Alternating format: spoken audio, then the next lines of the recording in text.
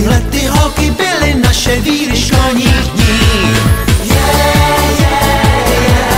Kde pak ty fajn holky jsou a kde mají žákovský ty naše lásky klukovský.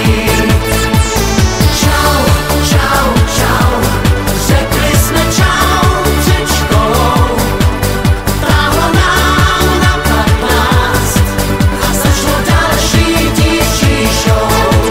Na Gimpu bez vašárka, třída Klárka, Táňa jak sen. A taky Senza Jenka v podkolenkách veselá jen. A všechny v sexy tričku postavičku měli ham. No prostě prýma štace, inspirace k maturám. Kde pak ty fajn holky jsou a kde mají zasněný ty naše lásky vysněný. Au, au, au, stychli jsme au, čau a pá. Už se dál nekoná žádná dívčí školní show. I když pak poznali jsme spoustu dalších dívek a jmen, plavlásky, černovlásky, žár i sen. V rytmu diska z dálky, z blízka i v náručí, přesto jsou stále holky z naší školky nejhezčí.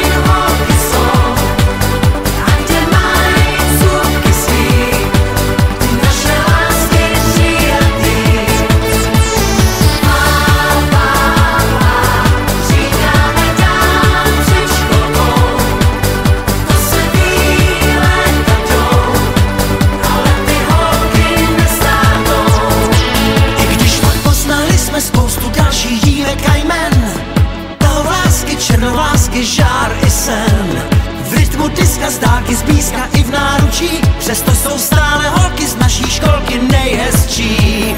Majda Lenka a Polenka s Veronikou a taky Věrka, Zdenka, Majka, Lenka s Monikou. No jasně Klára, Ančí, Bára, Mančí, už nevím čí. To všechno byly holky z naší školky senzační. Nejhezčí, senzační, nejhezčí.